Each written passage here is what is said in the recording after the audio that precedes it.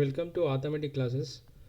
మనం ఆథమెటిక్ క్లాసెస్లో భాగంగా ఇవాళ సరాసరి అనే టాపిక్ చూద్దాం, సగటు అనే టాపిక్ చూద్దాం.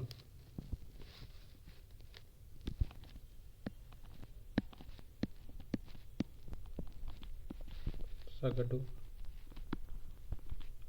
లేదా సరాసరి.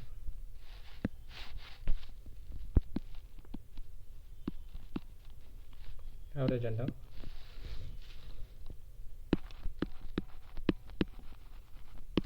సగటు యొక్క డెఫినేషన్ చూసినప్పుడు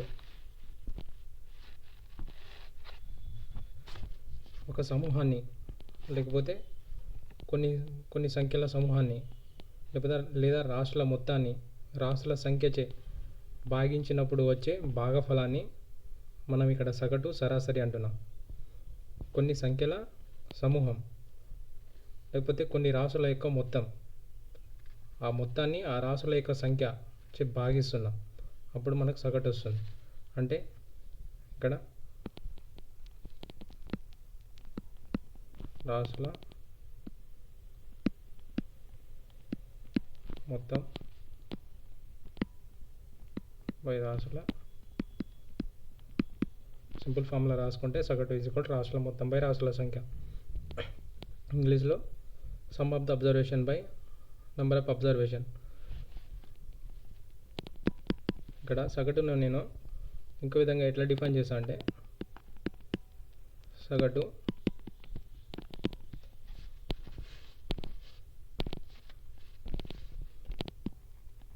ఒక శ్రేణి యొక్క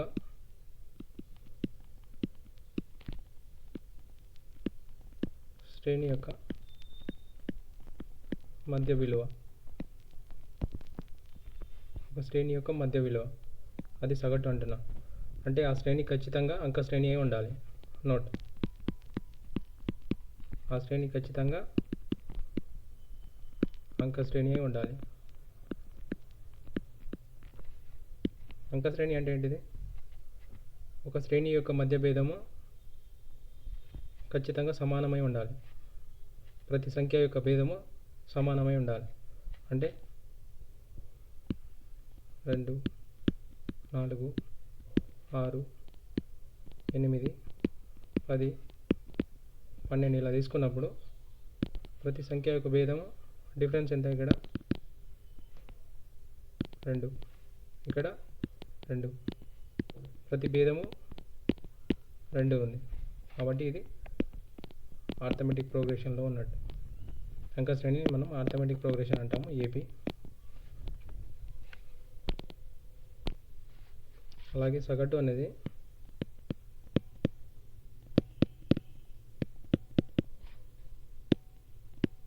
ఒక శ్రేణి యొక్క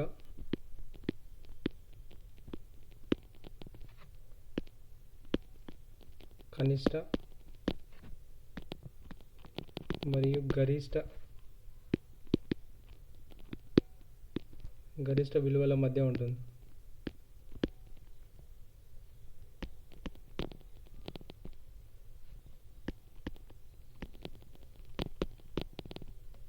ఓకే,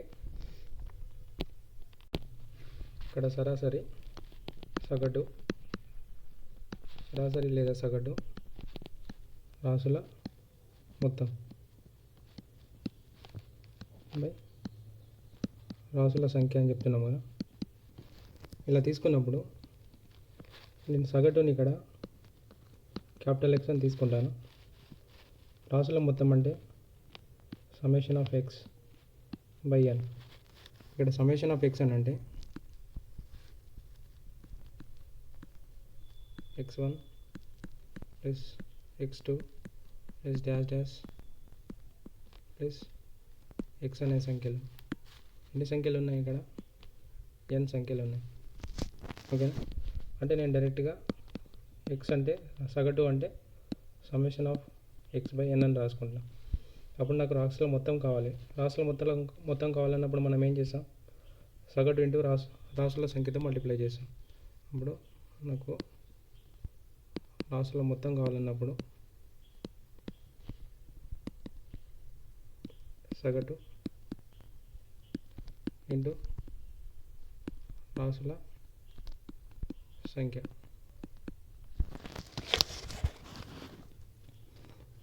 రాసుల మొత్తాన్ని సమ్మేషన్ ఆఫ్ ఎక్స్ అని తీసుకున్నాం కదా, సగటు క్యాపిటల్ ఎక్స్ ఇంటూ ఎన్.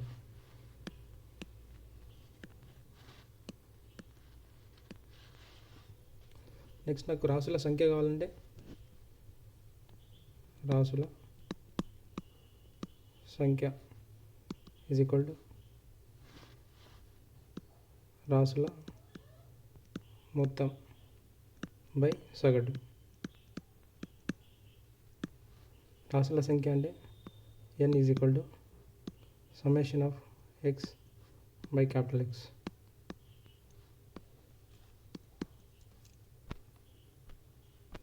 ఇక్కడ సగటు రాసుల మొత్తం బై రాసుల సంఖ్య, అదే నేను capital x is equal summation of x by n అని తీసుకుంటున్నా. అంటే ఎన్ అంటే ఇది రాసుల సంఖ్య, అంటే ఎన్ అంశాలు, అంశాల సంఖ్య ఎన్. ఇక్కడ ఎన్ని అంశాలని అంటున్నాము, ఎన్ అంశాలని అంటున్నాం. సో ఎన్ అంశాలు, ఎన్ అంశాలు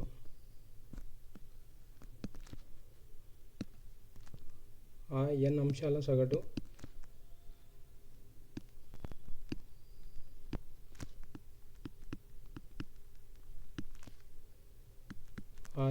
సగటు ఎక్స్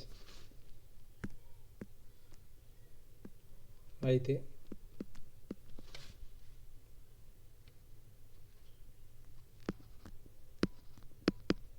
ఏ అనే ఒక స్థిర సంఖ్యను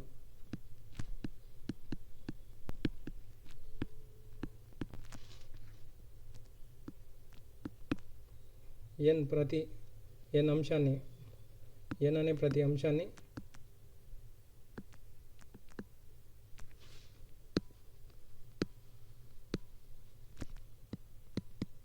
కలిపినప్పుడు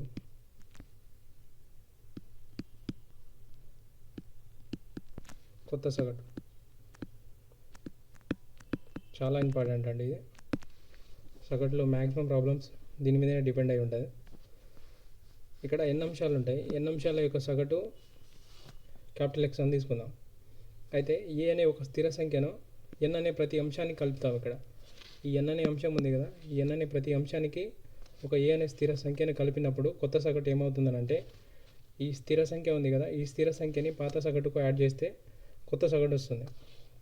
అంటే కొత్త సగటు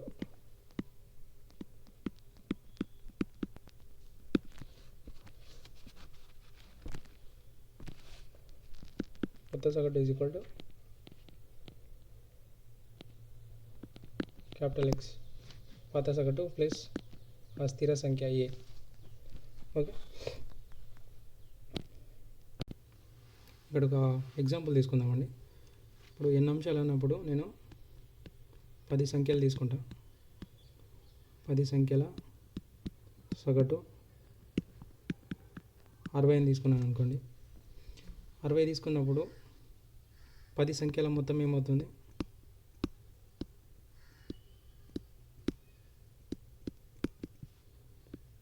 60 ఇంటూ 10 600 అవుతుంది కదా, 600 అవుతుంది. నెక్స్ట్ ఇక్కడ ఏం చేద్దామంటే, ఇక్కడ ఈ ఫార్ములా ప్రకారం, ఈ కాన్సెప్ట్ ప్రకారం చూద్దాం. ప్రతి సంఖ్యకు అంటే ప్రతి అంశానికి ఏ అనే ఒక స్థిర సంఖ్యని కలుపుతున్నాం. అంటే నేను ఏం చేస్తాను అంటే, ఇక్కడ ఏ అనే ప్లేస్లో నేను 5 అనే ఒక స్థిర సంఖ్యను ఈ 10 సంఖ్యలకు కలిపాను అనుకోండి. 10 సంఖ్యలు ఉన్నాయి, ఆ 10 సంఖ్యలకు 5 అనేది యాడ్ చేస్తాం. అంటే ఇక్కడ ఒక 10 ఉంది, ఇక్కడ ఒక 10 ఉంది, ఇట్లా 10 పదులు ఉంది. దాన్ని నేను ఒకదానికి 5 యాడ్ చేస్తాను, ఇంకో దానికి 5, ఇట్లా ఎన్ని 5లు యాడ్ చేస్తున్నాం, ఇక్కడ 10 5s అనేది యాడ్ చేస్తున్నాం. అంటే 10 into 5 ఇంత 50 యాడ్ చేస్తున్నాం. అంటే పాత మొత్తానికి కొత్త మొత్తం అనేది 50 యాడ్ చేస్తున్నాం. అంటే ఇక్కడ యాడ్ చేసేది ప్రీవియస్ 10 సంఖ్యల మొత్తం 600. అదే ప్రతి సంఖ్యను 5 అని యాడ్ చేసినప్పుడు 50 యాడ్ చేస్తున్నాం. కొత్త మొత్తం ఎంత, 650. 650 ఇది కొత్తగా 5 అనే ఒక స్థిర సంఖ్యను యాడ్ చేసినప్పుడు 5 అనే స్థిర సంఖ్యను యాడ్ చేసినప్పుడు 650 అవుతుంది. ఇప్పుడు గిట్ట ఆ సంఖ్యలు ఎన్ని మొత్తం 10 సంఖ్యలే. ఆ 10 సంఖ్యలు అన్నప్పుడు 10 సంఖ్యల సగటు రాసుల మొత్తం బై రాసుల సంఖ్య. ఇప్పుడు రాసుల మొత్తం కొత్త రాసుల మొత్తం ఎంత అయింది? 650 అయింది. సో 650 బై 10 ఇది సగటు. 0 0 క్యాన్సిల్. కొత్త సగటు ఏమవుతుంది? 65 అవుతుంది. అంటే ఎప్పుడైనా ఒక స్థిర సంఖ్యను n అనే ప్రతి అంశానికి యాడ్ చేసినప్పుడు ఇక్కడ ఏదైనా ఒక స్థిర సంఖ్యను ఈ ప్రతి అంశానికి యాడ్ చేసినప్పుడు కొత్త సగటు ఏమవుతుందనంటే ఈ స్థిర సంఖ్య ఏదైతే యాడ్ చేస్తామో అది పాత సగటుకు యాడ్ చేయాలి. అప్పుడు కొత్త సగటు వస్తుంది. రోజు డైరెక్ట్ ఏం చేయాలి? ఇదంతా చేయకుండా జస్ట్ ఎప్పుడైతే నేను 5 అనే దాన్ని యాడ్ చేస్తున్నానో పాత సగటు వచ్చేసి 60 కదా. ఈ 60కి ఈ 5 అనే స్థిర సంఖ్యను యాడ్ చేస్తున్నప్పుడు 60 + 5 65 అవుతుంది. ఇలా చేయాలి. Very very important. ఇది మోస్ట్లీ చాలా ప్రాబ్లం దీని మీదనే డిపెండ్ అయి ఉంటుంది. సేమ్ ప్రీవియస్ వన్ లాగానే n అంశాల సగటు ఇస్తారు. n అంశాల సగటు ఇస్తారు.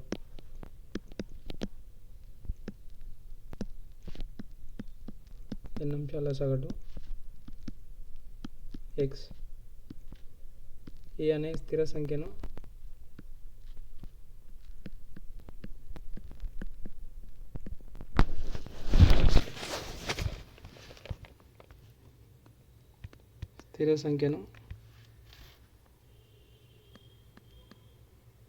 తీసివేస్తే కొత్త సగటు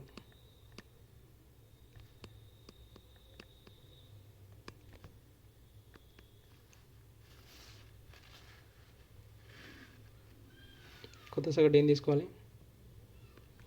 పాత సగటు క్యాపిటల్ X మైనస్ a అనే స్థిర సంఖ్య. సేమ్ ఎగ్జాంపుల్ తీసుకుందాం మళ్ళీ. సరే తీసుకొని చూద్దాం ఒకసారి. 10 అంశాల సగటు 10 సంఖ్యల అంశాలు లేదా సంఖ్యల సగటు 60 కదా. సో మొత్తం 600. అయితే n అనే ప్రతి అంశం నుండి a అనే ఒక స్థిర సంఖ్యను తీసేస్తున్నాం. అంటే ఇక్కడ 10 ఇక్కడ స్థిర సంఖ్య ఏది తీసేస్తున్నాం అంటే 5 అనే ఒక స్థిర సంఖ్యను 5 అనే సంఖ్యను తీసేద్దాం.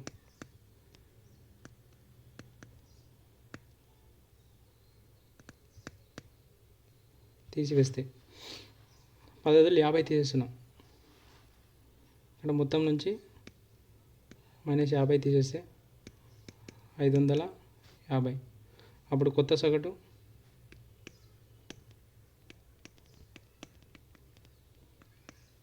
550 బై 10 55 అవుతుంది. అంటే డైరెక్ట్ పాత సగటు 60 డైరెక్ట్ మెథడ్.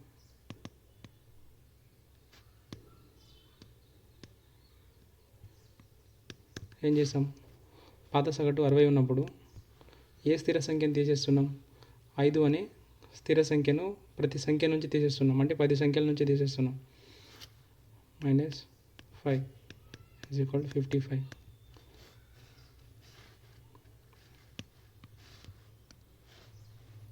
ఇలా చేయాలి. ప్రాబ్లమ్ని ఇలా చేయాలి. ఓకేనా? నెక్స్ట్ n అంశాల సగటు x a అనే స్థిర సంఖ్యను n అంశాలలో ప్రతి అంశానికి గుణిస్తే ఇక్కడ నెక్స్ట్ మనం గుణిస్తే అని తీసుకుందాం. మల్టిప్లై చేసినప్పుడు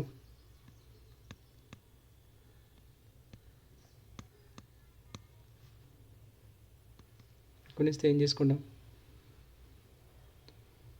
కొత్త సగటు అంటే గుణించినప్పుడు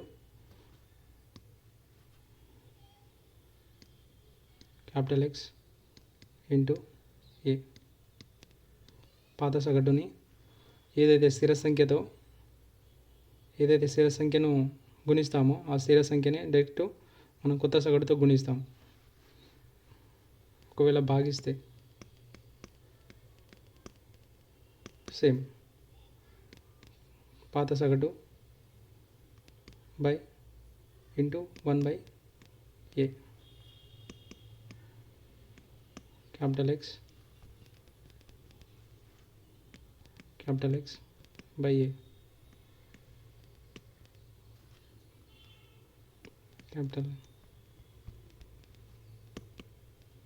క్యాపిటల్ ఎక్స్ బై ఏ.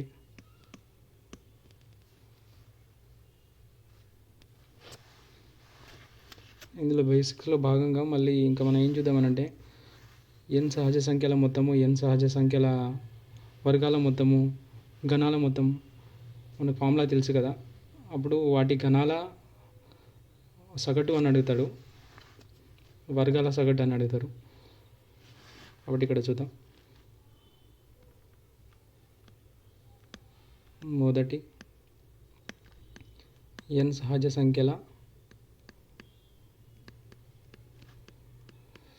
సంఖ్యల మొత్తం అన్నప్పుడు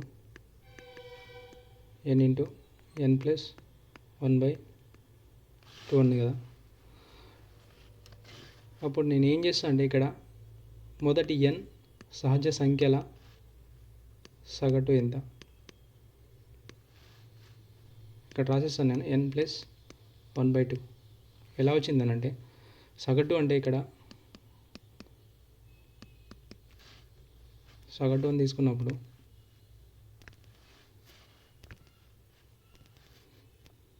రాసుల మొత్తం పై రాసుల సంఖ్య అంతే కదా. ఇప్పుడు నేను రాసుల మొత్తం అని అంటే ఎన్ సహజ సంఖ్యల మొత్తం అంటే ఏంటిది ఇక్కడ ఎన్ ఇంటూ ఎన్ ప్లస్ 1/2.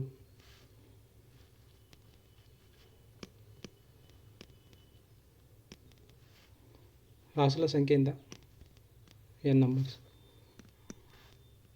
అప్పుడు నేను ఏం రాసుకుంటా అంటే దీన్ని ఎన్ ఇంటూ ఎన్ ప్లస్ 1/2n. రెండు హారాల్లో ఉంది కాబట్టి నేను ఒక హారం కిందకి రాసుకుంటున్నా. ఎన్ క్యాన్సిల్.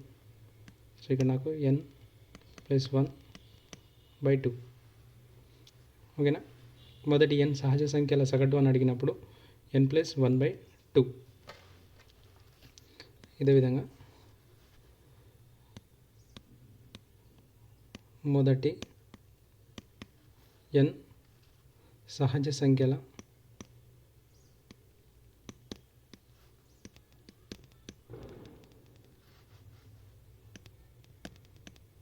వర్గాల మొత్తం ఏం రాస్తావు అప్పుడు ఎన్ into n plus 1 2n plus 1/6 కదా. ఇదే మొదటి ఎన్ సహజ సంఖ్యల వర్గాల సగటు అని తీసుకున్నప్పుడు రాసుల మొత్తం ఇది మొత్తం ఈ మొత్తం బై రాసుల సంఖ్య ఏంటిది ఎన్. అంటే ఇక్కడ ఉన్న ఎన్ను కింద ఉన్న ఎన్ను క్యాన్సిల్ అవుతుంది. అంటే ఇక్కడ సగటు తీసుకున్నప్పుడు సగటు is equal to n into n plus 1 2n plus 1/6. అంటే బై ఎన్ ఉంటుంది కదా సగటు అంటే ఈ ఎన్ క్యాన్సిల్ చేసుకుందాం. N plus 1 2n plus 1/6.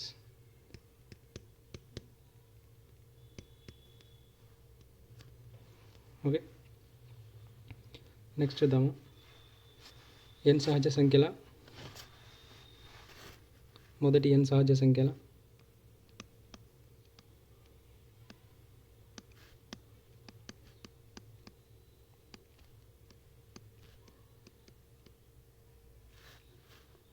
సంఖ్యల గణాల మొత్తం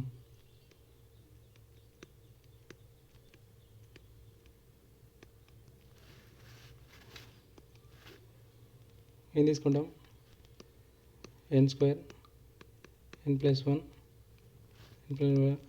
1 హోల్ స్క్వేర్ బై 4.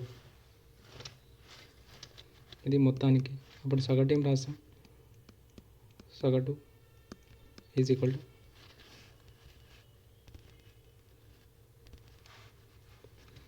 రాసుల మొత్తం అంటే ఎన్ square n plus 1 square whole square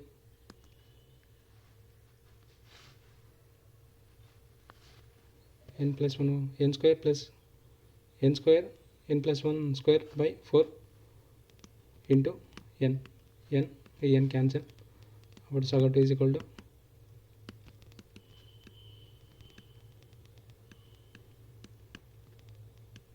into ఎన్ ఇక్కడ స్క్వేర్ ఉంటుంది బై 4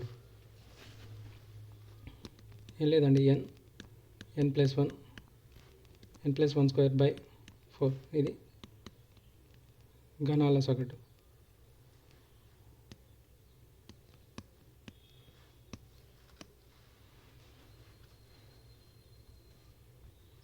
నెక్స్ట్ ఇక్కడ అంక శ్రేణిలో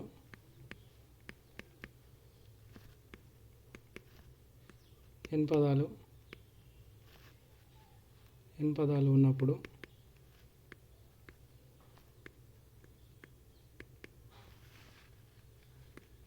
సగటు. ఒక అంక శ్రేణి ఇస్తారు, అందులో n పదాలు ఉన్నప్పుడు సగటు ఫైండ్ అవుట్ చేయడము. కేస్ 1 కిందికి ఫస్ట్ కేస్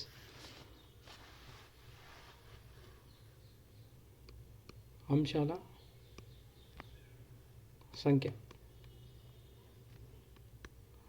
సంఖ్య n అనేది బేసి సంఖ్య అయితే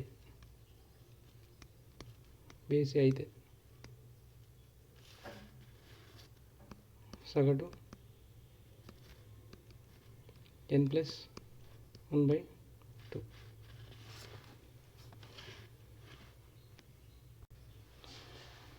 దానికి ఎగ్జాంపుల్ చూద్దామండి. దానికి ఎగ్జాంపుల్ చూసినప్పుడు అంక శ్రేణి ఒక అంక శ్రేణి రాసుకోండి. అంక శ్రేణి రాసుకునేటప్పుడు నేను 1 3 5 7 9 అని రాసుకుంటాను. ఇది అంక శ్రేణి కదా. అంక శ్రేణి ఏదైనా ఒక సిరీస్ అనేది ఆటోమేటిక్ ప్రోగ్రెషన్లో ఉన్నప్పుడు ఫస్ట్ కేసులో ఏమంటున్నాడంటే ఆ అంశాల సంఖ్య n అనేది బేసి సంఖ్య అయితే సగటు n ప్లస్ 1/2 అన్నారు. అంటే ఈ అంశాల సంఖ్య ఎన్ని ఉన్నాయి? 1 2 3 4 5. ఈ అంశాల సంఖ్య 5 అంటే బేసి సంఖ్య కదా. ఈ n అనేది బేసి కదా ఇక్కడ. అప్పుడు సగటు ఏం రాసుకుంటాము? దీనికి n అనేది 9 ప్లస్ 1/2 5 అవుతుంది. చూసుకోవచ్చు ఇక్కడ సరాసరి మనకు రాసుల మొత్తం రాసుల సంఖ్య కదా. ఈ మొత్తాన్ని కూడితే 1 + 3 4 4 + 5 9 9 + 7 16 16 + 9 25 25/5 ఎంత అవుతుంది? 5 అవుతుంది కదా సగటు. ఇక్కడ ఎప్పుడైతే ఒక అంక శ్రేణి ఇచ్చినప్పుడు ఆ అంశాల సంఖ్య అనేది బేసి సంఖ్య అయితే n + 1/2 చేస్తాం. ఒకవేళ సరి సంఖ్య అయితే కేస్ 2 అంశాల సంఖ్య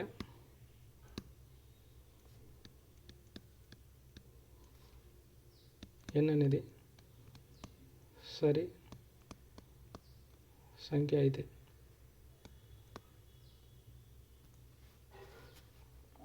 1 3 5 7 9 నెక్స్ట్ 11. ఇక్కడ అంశాల సంఖ్య అనేది n అనేది సరి. 1 2 3 4 5 6 6 అనేది సరి సంఖ్య. అంటే ఇక్కడ n అనేది సరి సంఖ్య ఇచ్చినప్పుడు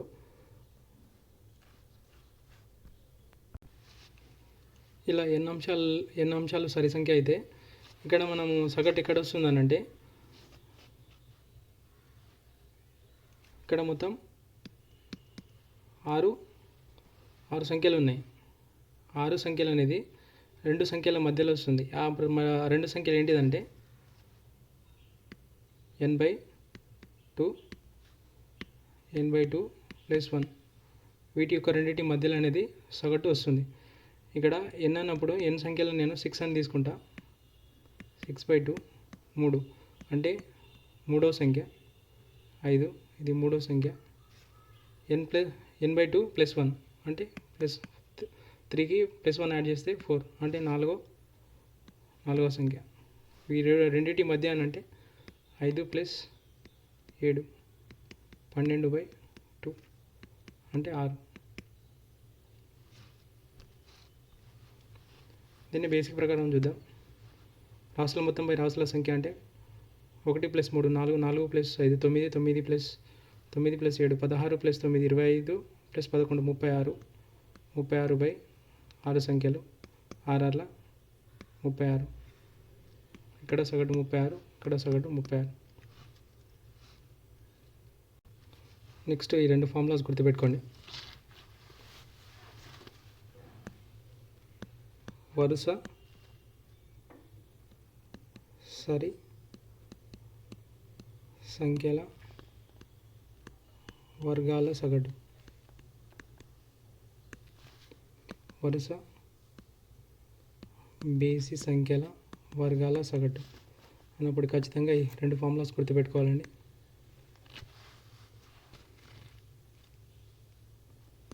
n+1 n+2/3 బేస్ ఇచ్చినప్పుడు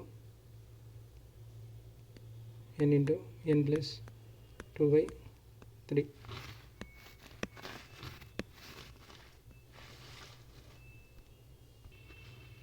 లాస్ట్ అండ్ ఫైనల్ ఒక ఫార్ములా.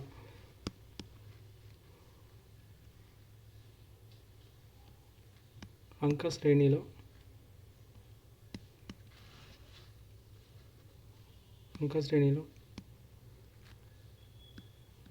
ఉన్నప్పుడు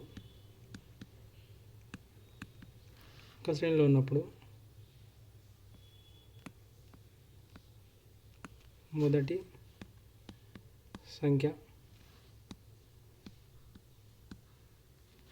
మరియు చివరి సంఖ్య తెలిస్తే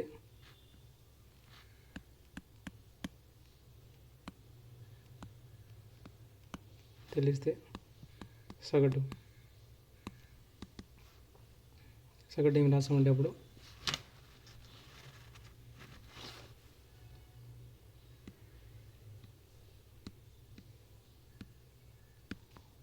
మొదటి సంఖ్య ప్లస్ చివరి సంఖ్య /2 అని రాసాం. ఎగ్జాంపుల్ తీసుకుందాం.